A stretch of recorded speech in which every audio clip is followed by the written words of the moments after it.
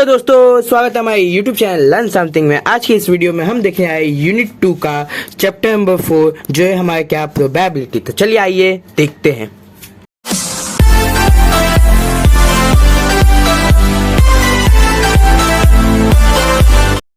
जैसे कि दोस्तों आप देख सकते हैं हम आगे अपने टॉपिक प्रोबेबिलिटी की तरफ। इस चैप्टर का दोस्तों पूरा नाम है एलिमेंट्री प्रोबेबिलिटी थ्योरी। अब दोस्तों आप बात करते हैं कि बेसिकली प्रोबेबिलिटी होता क्या है। सो आपने अपने लोअर क्लासेस मतलब 12th 10th में पढ़ा होगा प्रोबेबिलिटी। तो वहाँ पे आपको अगर बताया गया तो अच्छी बात है, नहीं बताया गया तो कोई बात नहीं। आज की इस वीडियो में हम जानेंगे प्रोबेबिलिटी का बेसिकली मतलब होता है दोस्तों चांसेस। अब जैसे कि आपने किसी से शर्त लगाया और वो शर्त में आप जीत गए होंगे तो क्या था आपका विनिंग पॉइंट था।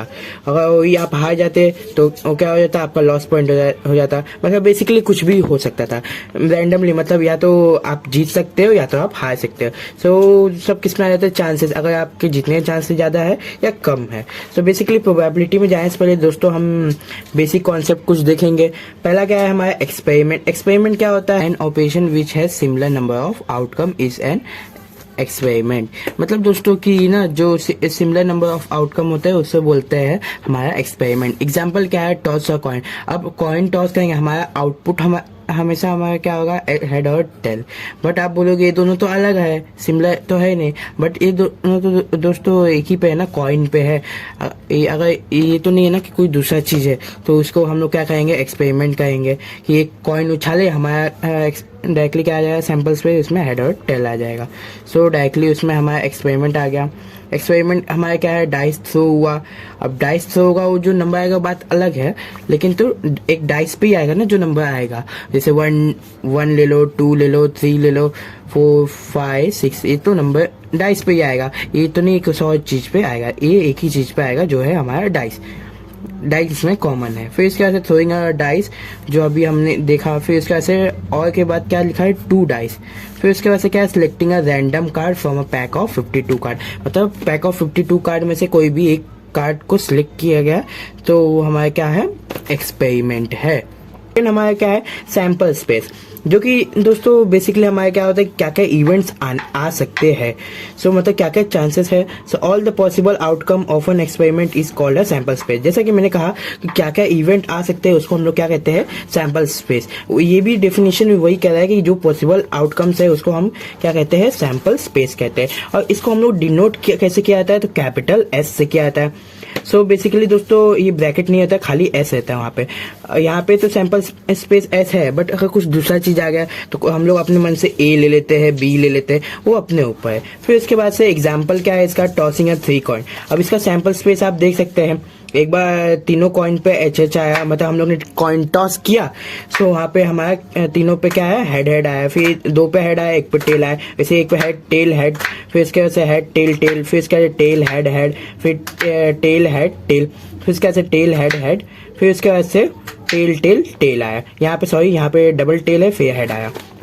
फिर इसके बाद से अगर हम लोग डाइस थ्रो करते हैं, सेकंड हमारा एग्जांपल है, तो हमारा क्या क्या क्या सैंपल स्पेस आएगा। तो हो सकता है कभी 1 आ जाए, कभी 2 आ जाए। मतलब इसमें से 1 2 3 4 5 6 ये 6 नंबर आने के चांसेस है।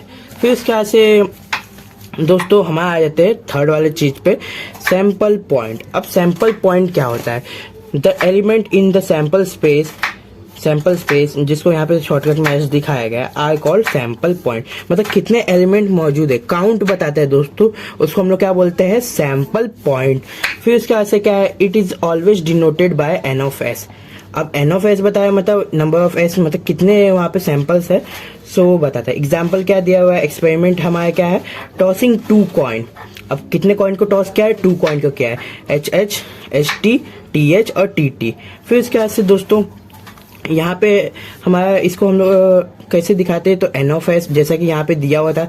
और कितने हैं, 1 2 3 4, सो 4 हमारा क्या हो गया, एन ऑफ एस हो गया। एक चीज दोस्तों मेरा आपसे बताना भूल गया कि दोस्तों यहाँ पे जो ये है, आप इसको कैसे निकालोगे, तो सैंपल्स के इसका एक फॉर्मूला भी होता है दोस्तों, 2 पावर n।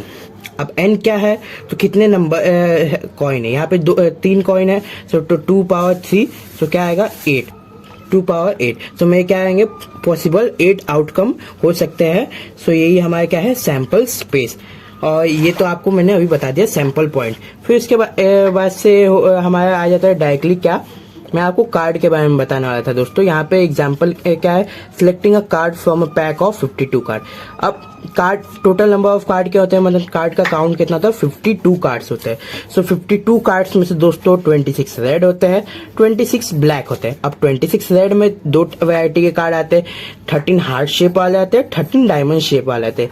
और ब्लैक वाले में भी 13 स्पेड कार्ड आते हैं, जो पेड़ के जैसा पत्ते के जैसा ऐसे मतलब हार्ट शेप में होता है।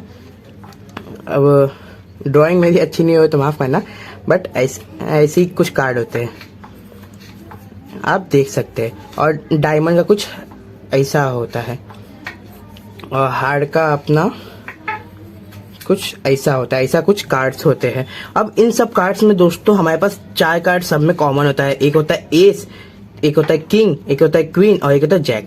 बट दोस्तों एस को छोड़ के बाकी जो क्वीन जैक है, ये तीनों क्या होते हैं, सब में फेस कार्ड होते हैं। इनको फेस कार्ड कहा जाता है। अब एक में 3 फेस कार्ड है, तो सब में मिलाकर कितने फेस कार्ड हो, टोटल 12 फेस कार्ड होते हैं। एस हमारा फेस कार्ड नहीं होता है। नाउ आगे बढ़ते हैं। अब यहाँ पे एक डायरेक्टली दिया हुआ है event. An event is a set of comes that is subset of a sample space to which probability is assign. अब इसने क्या बोला है कि एक इवेंट है ना, वो सेट ऑफ क्या होता है, कम से कम, मतलब जो आने वाले होते हैं, that is subset of sample space. वो क्या होते हैं, सबसेट ऑफ सैंपल स्पेस। अब सेट सबसेट आपने अपने प्रीवियस क्लास में पढ़ा होगा, नहीं पढ़ा हो तो कोई बात नहीं, मैं आपको बता देता हूँ सबसेट क्या होता है। सबसेट मतलब उसी का पार्ट होता है। उसी का पार्ट उसका पार्ट क्या है, वो भी सैंपल स्पेस में से। To which probability is assign, जो हम प्रोबेबिलिटी में हमें असाइन किया जाता है, दिया जाता है। जैसे एग्जांपल एक्सपेरिमेंट, थ्रोइंग अ डाइस, एक डाइस थ्रो किया गया जिसका सैंपल स्पेस क्या है 1 2 3 4 5 6, ये नंबर उसमें आ सकते हैं। फिर उसके बाद से उसका इवेंट क्या है, इवेंट है गेटिंग इवन नंबर। अब कितने इवन नंबर होंगे इसमें, जैसा कि आप देख सकते हैं 2 4 6 3 नंबर है। तो हम लोग इसको नाम दे देंगे इस इवेंट को पहले। तो A is equal to getting even number, फिर ए इज इक्वल टू, पहले तो इवेंट बताए, फिर उसके बाद से सैंपल स्पेस का नाम हमारा मिल गया यहाँ से। सो ए का हमारा क्या है 2 4 6, जो क्या है गेटिंग इवन नंबर। फिर इसका हम लोग ये देखेंगे सैंपल पॉइंट, तो एन ऑफ ए क्या है हमारा, तो 1 2 3, तो 3 आ गया। फिर इसके बाद से क्या है इवेंट आ गेटिंग ऑड नंबर। अब ऑड नंबर को हम लोग फिर से क्या करेंगे, पहले नाम देंगे B is equal to getting odd number. फिर इसके बाद से दिखाएंगे सैंपल स्पेस 1 3 5 क्या है हमारे ऑड नंबर, और कितने ऑड नंबर है, सो 3 ऑड नंबर है। नाउ नेक्स्ट चलते हैं हमारे टॉपिक कंडीशनल प्रोबेबिलिटी।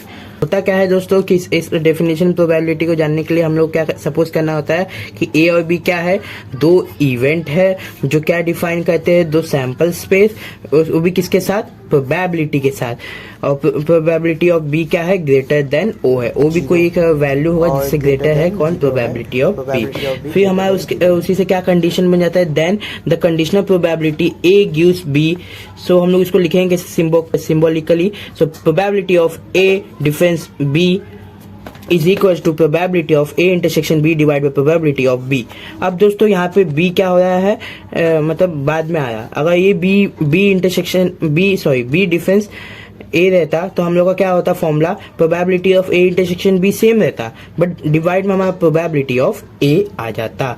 अब हमारा इससे हमारा रिमार्क क्या है दोस्तों, तो रिमार्क बोलता है probability of A intersection B है, सॉरी ए इंटरसेक्शन नहीं है, ये ए डिफरेंस बी है, इक्वल रहेगा probability of A intersection B divide by probability of B. तो उसका हमारा क्या होगा, if independent event. So independent dependent दोस्तों ये एक क्या है, कंडीशनल प्रोबेबिलिटी के टाइप है। सो पहले हमारे क्या है, इवेंट डिपेंडेंट हो सकते हैं, इंडिपेंडेंट हो सकते हैं। ये करने से पहले दोस्तों हम लोग जानते कोशिश करते हैं इंडिपेंडेंट और डिपेंडेंट क्या होता है। सो पहला तो हमारा क्या है, इंडिपेंडेंट इवेंट। 2 और more events are said to be independent if the occurrence of first does not effect occurrence of another. मतलब क्या है, एक दूसरे को हानि ना पहुंचाए, उस इवेंट को हम लोग क्या बोलते हैं, इंडिपेंडेंट इवेंट जो साथ में हो बट एक दूसरे को प्रॉब्लम ना करे।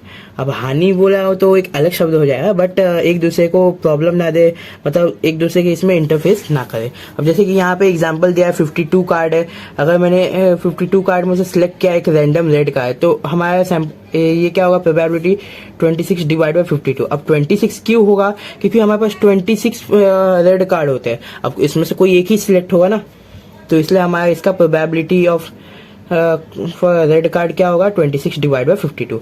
वही अगर रिमूव कर दूंगा कि इसमें से एक रेड कार्ड है, और रिमूव करने के बाद से अगर मैं उसमें से एक सिलेक्ट करूंगा तो क्या होगा, 52 में से ये कम हो जाएगा तो क्या हो जाएगा, 51 हो जाएगा।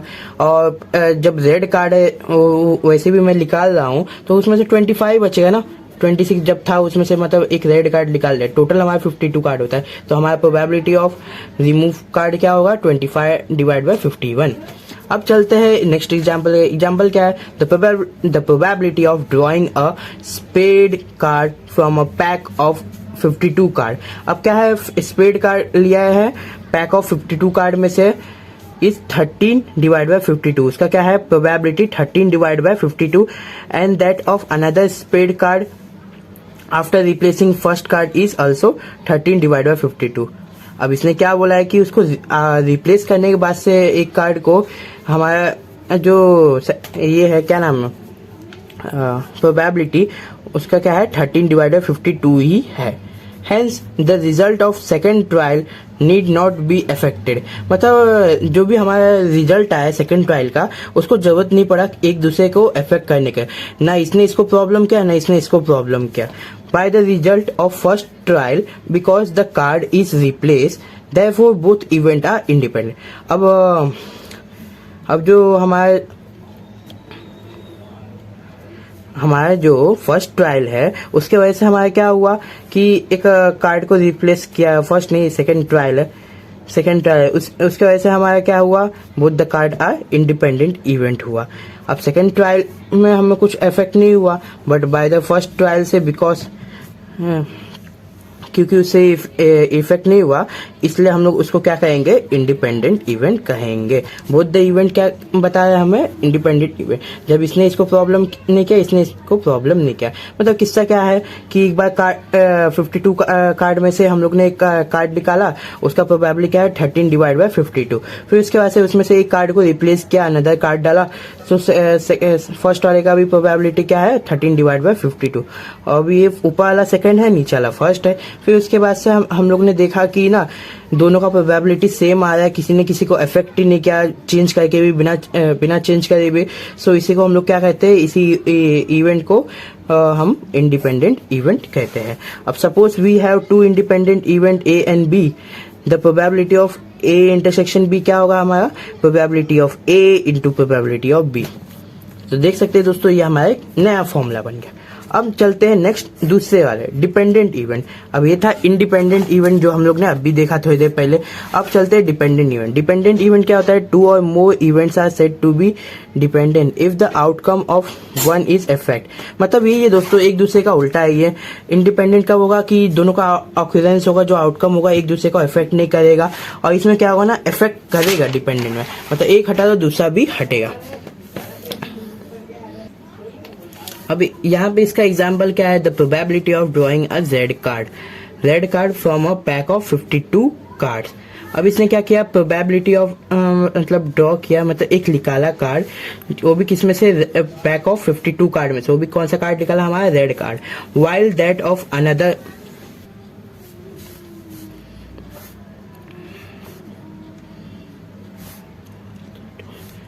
Z card and first card is not be replaced since the card was not replaced before the second experiment. Hence this is an example of dependent event. मतलब इसने क्या बोला दोस्तों कि जब हम लोग ने क्या किया, दूसरे रेड कार्ड को हम क्या हुआ कि यहाँ पे दो इवेंट हुआ है। यहाँ पे फर्स्ट इवेंट में हमारा कार्ड रिप्लेस नहीं हुआ और सेकंड इवेंट में हमारा कार्ड चेंज ही नहीं हुआ था। यहाँ पे भी देख लीजिए नॉट रिप्लेस। सो उसी इवेंट को हम लोग क्या कहेंगे, हमारा डिपेंडेंट इवेंट। मतलब एक ही तरह का इवेंट हुआ दोनों बार।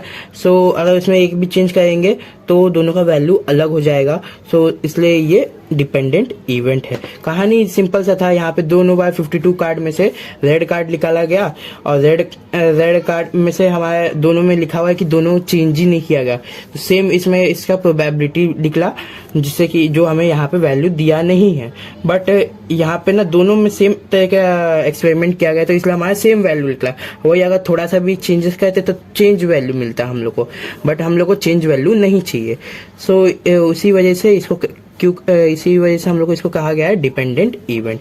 अब उसके बाद से देखते हैं हम लोग mutual exclusive event. 2 event A and B are said to be mutually exclusive event if number of A intersection B is 0 and probability of A intersection B is 0। इसने सिंपल सा बोला है कि दोस्तों 2 इवेंट होगा, A और B होगा, उसको हम लोग म्यूचुअली एक्सक्लूसिव कब कहेंगे? म्यूचुअली एक्सक्लूसिव इवेंट जब हमारा number of A intersection B 0 होगा, मतलब उसकी वैल्यू, और probability of A intersection B की वैल्यू भी 0 होगी। सो उसको हम लोग क्या कहेंगे? म्यूचुअली एक्सक्लूसिव इवेंट कहेंगे। अब दोस्तों हम लोग ने इसके पहले देखा डेफिनेशन ऑफ कंडीशनल प्रोबेबिलिटी, तो इसके टाइप देखे, एक ये इंडिपेंडेंट इवेंट और दूसरा हम लोग ने डिपेंडेंट देखा। फिर उसके बाद से हम लोग ने देखा म्यूचुअली एक्सक्लूसिव इवेंट। अब यहाँ पे हम लोग एग्जाम्पल की तरफ ही थे। यहाँ पे इसने सेकंड क्या बोला था? If A and B are mutually exclusive, अगर ए और बी म्यूचुअली एक्सक्लूसिव है तो उसकी वैल्यू क्या होगी? डायरेक्टली 0 होगी। फिर उसके बाद से ये हमारे यहाँ का टॉपिक आज का खत्म होता है।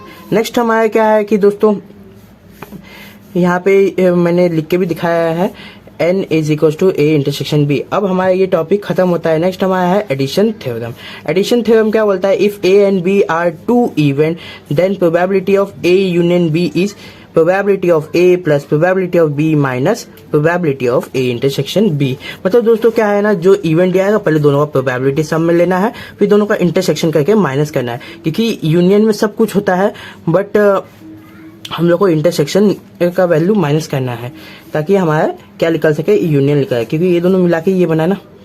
फिर उसके बाद से if A and B are mutually exclusive, अब दोनों म्यूचुअली एक्सक्लूसिव होंगे तो क्या होगा? हम लोग ने पहली कंडीशन दिखा कि probability of A intersection B 0 होगा, तो यहाँ पे भी वही दिखाया, probability of A intersection B is 0। और probability of A union B क्या दिखाया है यहाँ पे डायरेक्टली कि यही फॉर्मूले में अगर हम लोग 0 पुट कर देंगे यहाँ पे, जैसा कि आप देख सकते हैं, तो हम लोग को क्या मिलेगा directly? Probability of A union B is equal to probability of A plus probability of B. मतलब हम लोग को जैसी वैल्यू पता चलेगा ए इंटरसेक्शन बी की प्रोबेबिलिटी 0 है, तो हमारा नया फॉर्मूला मिलेगा probability of A plus probability of B. अब प्रॉब्लम नंबर 1 देखते हैं। प्रॉब्लम नंबर 1 क्या है? A card is drawn from a pack of 52 card, what is the probability that it is a face card given that it is a red card. अब इसने red card की बात किया है दोस्तों।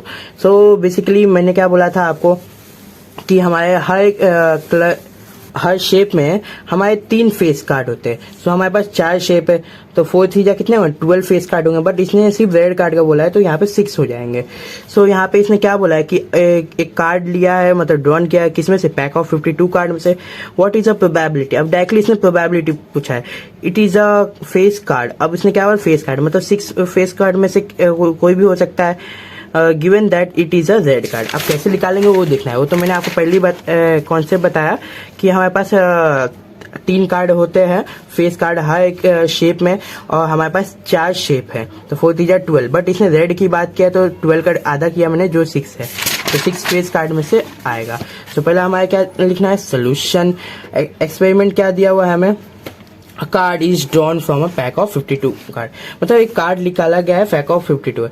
सो n ऑफ s क्या है? Directly 52। अब इसमें दोस्तों कार्ड वाले में डायरेक्टली आप n ऑफ s लिख सकते हैं, क्योंकि इसमें हम सैंपल स्पेस दिखा नहीं सकते। Let a is equal to getting face card, getting face card. अब गेटिंग फेस कार्ड मैंने आपको बताया था, सब में 3 3 है, और 4 3 कितना होगा? मतलब 4 शेप है और 3 3 है, तो 4 3 12, तो डायरेक्टली 12 आ गया। Let B is equal to getting red card, तो रेड कार्ड हमारे कितना है? एन ऑफ बी, मतलब सैंपल पॉइंट तो 26 आ जाएगा। फिर उसके बाद से हमें फाइंड क्या करना है? टू फाइंड आउट ए, इसको डिफरेंस बोलिए या फिर गिव्स बी बोलिए, आपके ऊपर है, ये हमें फाइंड करना है। और यहाँ पे लिखा है डायरेक्टली, आई थिंक यहाँ प्रोबेबिलिटी है, probability of A difference B हमें फाइंड करना है। इस probability of A difference B, इसका फॉर्मूला क्या है? Probability of A intersection B divided probability of B, ये इसका फॉर्मूला है प्रोबेबिलिटी निकालने का। ए ए डिफरेंस बी का। फिर इसके बाद से there are 6 face card which are from red card, जो मैंने आपको स्टार्टिंग के कॉन्सेप्ट में बताया। फिर इसके बाद से therefore N A intersection B क्या है 6, मतलब ए और बी का इंटरसेक्शन क्या है 6 है। दोनों हमारे मतलब एक फेस है और एक डायमंड है, सो इन दोनों का इंटरसेक्शन हमारा क्या है 6 है। सॉरी मतलब फेस कार्ड नहीं, यहाँ पे मतलब ए डायमंड और हार्ट नहीं, मतलब यहाँ पे तो हम लोग ने फेस कार्ड बोला है और बी को हम लोग ने क्या बोला है जेड कार्ड। फेस कार्ड और रेड कार्ड का इंटरसेक्शन हमारा क्या है 6 है। अब probability of A intersection B is equal to N of A intersection B divide by N of S. क्योंकि एन ऑफ एस क्यों दोस्तों, क्योंकि टोटल में से हम लोग को 6 फेस कार्ड आएगा, जो कि हमारे 6 क्या है जेड फेस कार्ड है। सो 6 डिवाइड बाय 52 तो हमारा डायरेक्टली क्या आएगा आप देख सकते हैं 6 डिवाइड बाय 52। फिर इसके बाद से प्रोबेबिलिटी ऑफ बी निकालेंगे तो N of B divide by N of S. So N of B क्या है 26 और एन ऑफ एस क्या है 52। अगर इसको डिवाइड करेंगे तो ये आधा होगा, बट मैंने यहाँ पे डिवाइड नहीं किया क्योंकि यहाँ पे डायरेक्टली 52 कैंसिल हो सकता है। So probability of A difference B क्या है 6 डिवाइड बाय 52, जिसको आप ऐसे भी लिख सकते हैं, मैं आपको साइड में कहीं दिखा देता हूँ। 6 divide by 52 into 52 divide by 26। ये क्या है ना दोस्तों उल्टा हो जाता है, ये वहां पर अगर डिवाइड में आ जाता है तो 52 से 52 कैंसल और यहाँ पे हमारा आंसर क्या आ जाएगा 6 डिवाइड बाय 26। तो ये हमारा क्या आ गया आंसर आ गया। चलते हैं नेक्स्ट सम के ऊपर। A pair of face dice is rolled. If the sum of the number is appear is 8, find the probability that one dice is shown. क्या बोला है दोस्तों कि पेयर ऑफ डाइस है जिसको हम लोग ने मतलब थ्रो किया हुआ है, रोल किया हुआ है। अगर उसका सम ऊपर वाले मतलब जो अपीयर हो रहा है फेस 8 है, मतलब दोनों को ऊपर वाले को जोड़ के 8 है, तो उसका प्रोबेबिलिटी क्या होगा। सो वो हमें पता लगाना है। 1 डाइस शो नंबर 3, अगर वो एक डाइस क्या शो करेगा नंबर 3, मतलब एक डाइस 3 शो करेगा और उसका प्रोबेबिलिटी सम करके हमारा 8 आना चाहिए। तो यहाँ पे देखिए कौन से ऐसे डाइस है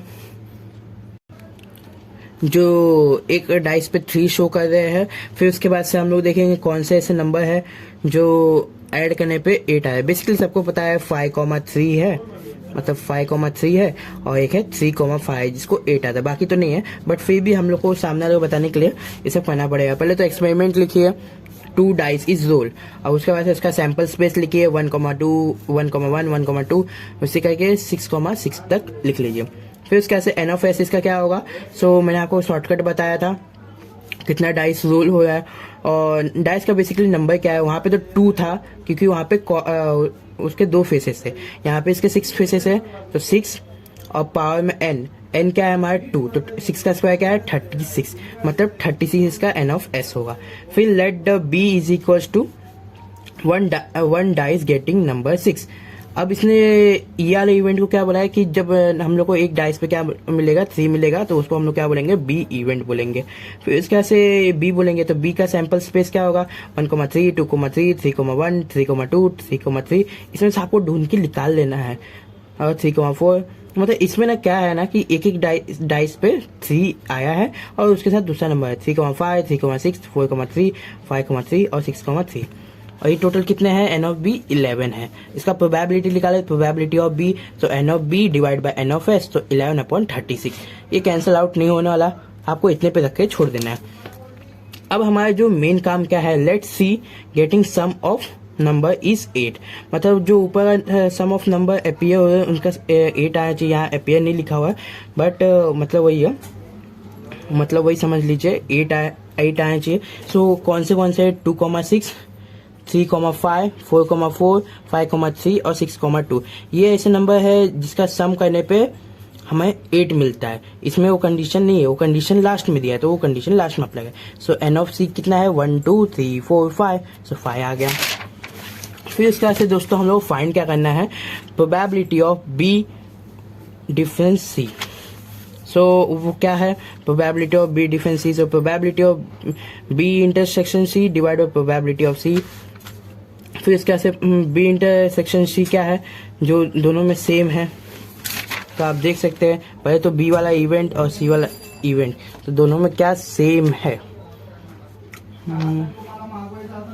बेसिकली दोस्तों इसमें सेम हम लोग को खाली 3,5 और 5,3 मिलेगा, क्योंकि यहाँ पे ऐसे नंबर्स है कि एक जगह पे हमारे 3 है और बाकी सब नंबर में आप देख सकते हैं दूसरी जगह पे 3 है ही नहीं। सो 3,5 और 5,3 हमारे दोनों सेम है। तो इसके दो सैंपल स्पेस हो गए। N of B intersection C क्या है, 2 है। Probability of B intersection C क्या आएगा, N of B intersection C divide by N of S.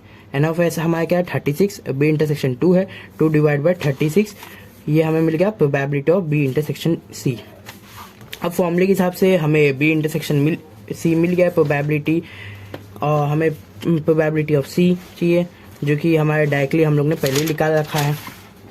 क्या है हमारा डायरेक्टली नहीं अभी निकाला नहीं है, सो आप निकाल के देख सकते हैं प्रोबेबिलिटी ऑफ सी, क्योंकि हमारे पास क्या है 5 है। वैल्यू के हिसाब से दोस्तों हमारे थोड़े चेंजेस है।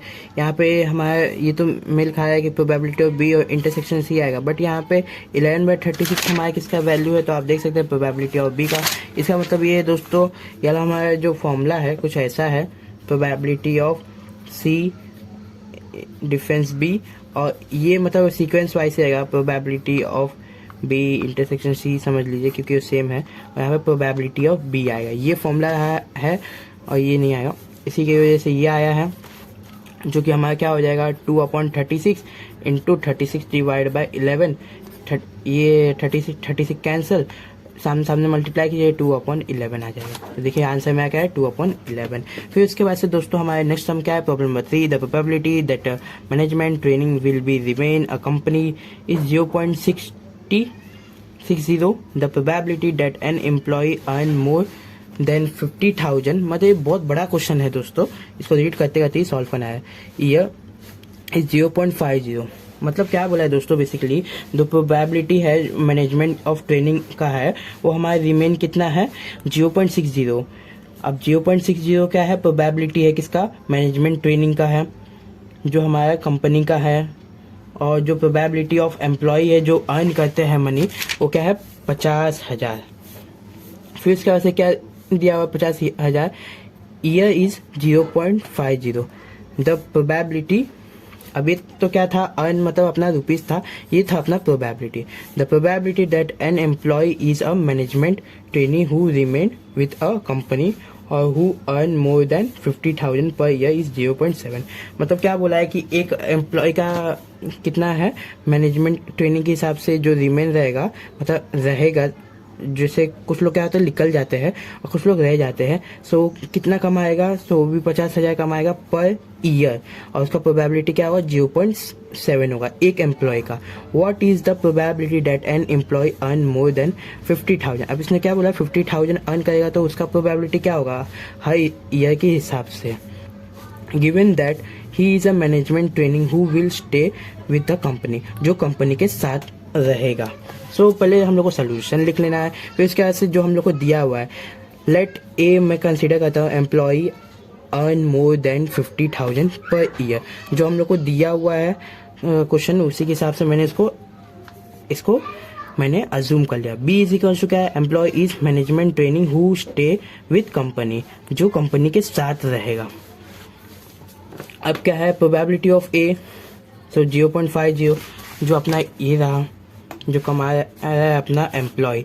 फिर उसके बाद से प्रोबेबिलिटी ऑफ बी 0.60, जो यहाँ पे रहा, जो रिमेन रहेगा मतलब कंपनी के साथ बचा हुआ ट्रेनी रहेगा, सो उसका क्या है 60। अब probability of A union B, मतलब दोनों को मिला के कितना होगा 0.7, जो यहाँ पे है मतलब बचा भी है और रह के उसके साथ काम कर रहा है हर साल, सो उसका क्या है 0.7। टू फाइंड क्या करना है, P is equal to A difference B. अब probability of A difference B, तो क्या है इसका formula, probability of A intersection B, उसके बाद से divide by probability of B. ये हमारा first equation, by addition theorem से इसको सॉल्व करेंगे, क्योंकि हमारे पास आई का वैल्यू है, खाली probability of A intersection B का वैल्यू नहीं है, इससे हम लोग ये वाला वैल्यू निकाल देंगे ये फॉर्मूले से। So probability of A union B is equal to probability of A plus probability of B minus probability of A intersection B. सबका वैल्यू पुट किए 0.7, 0.5, 0.60।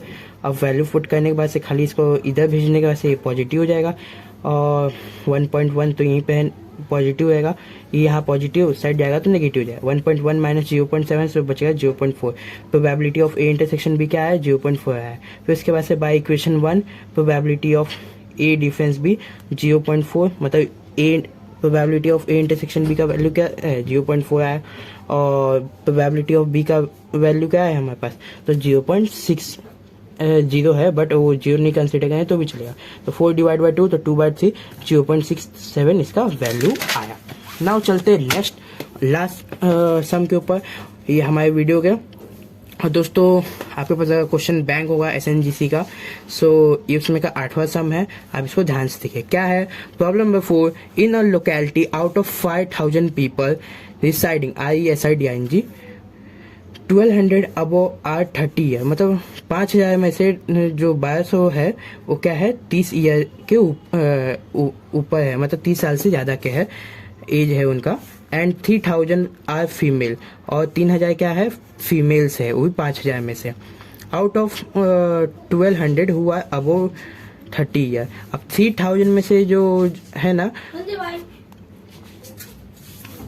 वो कितने साल के है, 30 ईयर के। अब उसमें से फिर क्या लिखा है, 200 are female, suppose a person is chosen you are told, मतलब एक पर्सन ने चूज किया जैसा कि आपने कहा, that the person is female, what is the probability that she is about 30 year of age. अब 200 में से क्या प्रोबेबिलिटी है कि वो 30 ईयर के ऊपर है। सो हम लोग का एन ऑफ एस क्या है, डायरेक्टली टोटल दिया है 5000, और लेट हमें कंसीडर करना है ए इज इक्वल्स टू क्या है, female is about 30 year of age, मतलब 30 साल से ज्यादा की फीमेल है। और क्या है बी क्या है, जो द पर्सन इज फीमेल, जो मतलब जितने फीमेल है। फिर इसके बाद से क्या है, probability of A intersection B क्या है, N of A intersection B divide by N of S. फिर इसके बाद से N of A intersection B हमारे क्या है 200, जैसा कि कंडीशन वहां पे ऊपर दिया हुआ है कि 200 are female, suppose a person is chosen, जो पर्सन ने चूज किया हुआ है। फिर उसके बाद से क्या है 5000, मतलब जो हमारा एन ऑफ एस है। आप बोलेंगे कि कैसे आपने 200 ले लिया, तो 200 हमारा क्या है, जो हमारे ये देख सकते हैं आप 3000 पीपल में से जो 1200 हमारे फीमेल रहेगा, उसमें से हमारे 200 फीमेल्स रहेंगे। सो ये इसके अंदर से ही आ रहे हैं ना, तो ए इंटरसेक्शन बी होगा। ये क्या है, खाली जो पर्सन ने फीमेल सिलेक्ट किया हुआ है, सो वही आया है। तो 200 डिवाइड बाय 5000, सो अपना डिवाइड करने पे आया क्या, 0.04। फिर उसके बाद प्रोबेबिलिटी ऑफ बी क्या है, तो N of B divide by N of S. So N of B क्या है 3000, क्योंकि 3000 क्या है इसमें से फीमेल्स हैं, और किस में से है 5000, मतलब एन ऑफ एस टोटल में से, तो वो क्या है 0.6 है। सो उसके बाद से क्या है, probability of B is equal to 0.6, जो अभी हमारा निकला। फिर उसके बाद से हमारे पास दोनों वैल्यू हो गया, probability of A intersection B, probability of B. So हम लोग डायरेक्ट निकालेंगे क्या, हमारा A difference B, probability of A difference B. So हमारा 0.04 डिवाइड बाई 0.6, सो हमारा क्या आ गया 4 डिवाइड बाई 60। अब इसको डिवाइड करें तो 1/50, और 1/50 को डिवाइड करें तो 0.067 हमारा क्या है probability of A difference B. इसी के साथ दोस्तों आज का हमारा वीडियो खत्म होता है। अगर आप यहाँ तक पहुंचे तो वीडियो को प्लीज एक लाइक हो दीजिए, चैनल को सब्सक्राइब कर दीजिए अगर चैनल पर नए हैं तो। तब तक मिलते हैं नेक्स्ट वीडियो में, तब तक bye bye, see you soon, have a good day दोस्तों।